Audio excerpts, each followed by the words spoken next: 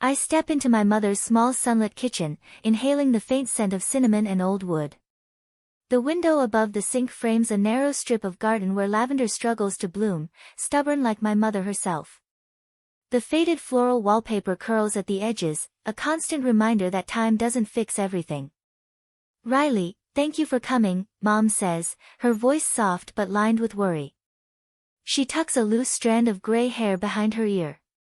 "I've been trying to make sense of this new mobile banking thing, and it's like learning a foreign language." I give her a reassuring smile. "No worries, Mom. That's why I'm here." As she fusses with her phone, her hands shaking slightly from age and arthritis, I notice a notification flash across the screen, the Anderson circle. A chill slides down my spine. My fingers hover over the screen before I realize I know what I need to do. Tapping it, I see messages that make my chest tighten, every word a punch. "Hannah, Dad, did you see the final schedule for the inheritance? I want to make sure our shares are correct." Alex, "Yes, Hannah. We'll make sure Carla doesn't get involved. She's complicated." Rachel, "Absolutely. I'll handle Mom. She trusts me anyway. Carla doesn't need to know this." Carla. That's me. 32 years old, the daughter who has quietly carried the family's burdens, managing bills, taxes, and schedules like clockwork, always behind the scenes. And apparently, I was not part of their inner circle. I set the phone down carefully, pretending to adjust her bank app. My hands are steady, but my mind races. Grandma's $120,000 trust, Mom's garden savings, Dad's nest egg for emergencies, all being divvied up without me. I remember all the nights I stayed late at the office filing their tax returns. All the weekends spent installing software on Dad's clunky laptop. Every college tuition spreadsheet meticulously balanced for Alex and Hannah, my sisters. And now this. They were plotting to cut me out completely. I walk home in the thick spring air, rain beginning to patter against the sidewalk. My mind replays the messages over and over, a cruel litany. How long had this been going on? How many decisions, birthdays, investments, trips, and family purchases had I been intentionally excluded from? At my apartment, the faint light of my laptop illuminates the room. I open our family cloud storage, the one I've maintained for years, and my heart hammers when I see a folder I hadn't noticed before. Trust documents. Inside, legal files, PDFs labeled with each family member's name. Opening the trust documents, I see it clearly, language that gives my mother discretion to manage funds as she sees fit, but my sisters had been quietly plotting, colluding with her. My rightful share had been deliberately ignored, hidden behind legal jargon. The betrayal is suffocating. I begin to type, documenting every step, every message, every email. Evidence. A record of the collusion that has played out over months. The weight of years spent as the invisible, reliable daughter presses against my chest.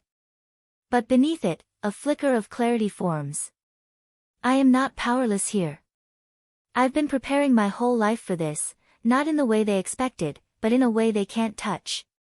Over the next few days, I methodically build my case.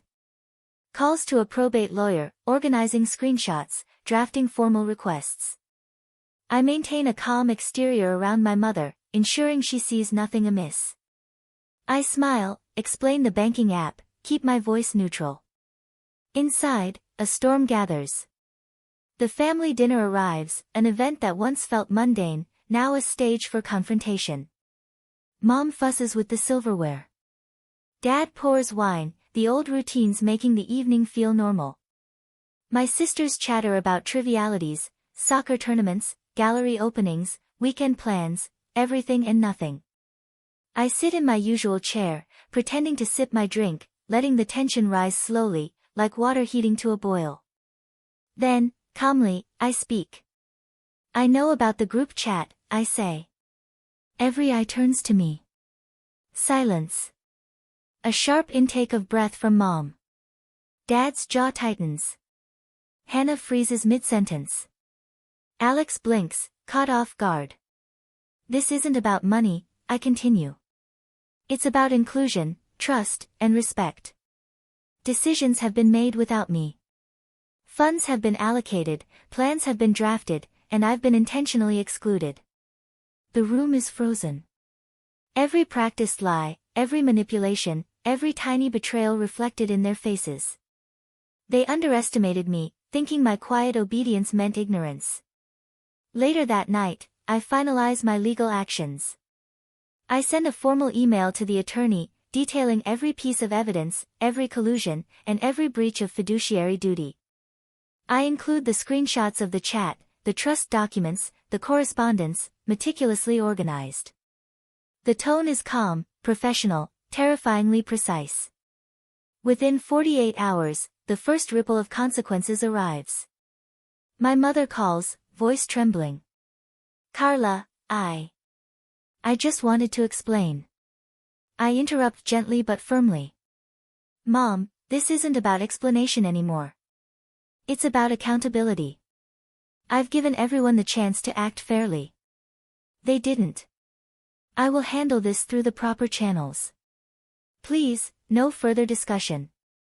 Emails, phone calls, texts flood in.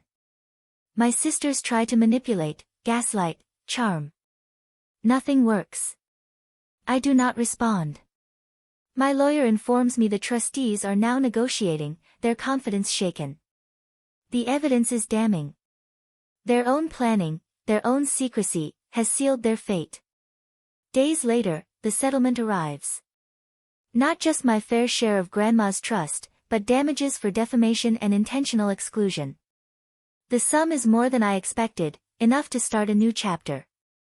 I sit in my apartment, rain tapping softly against the windows, and for the first time, feel unburdened. Years of service, invisibility, and loyalty transformed into empowerment, freedom, and recognition. I set my camera on the shelf and pick up my phone. I decline a call from my mother. The inner circle is exposed. The family that plotted against me now must reckon with their choices. Through the viewfinder, I focus on the skyline of my city. This, I realize, is my inheritance, not money, not recognition, but clarity, freedom, and the right to finally be the center of my own story. And I am.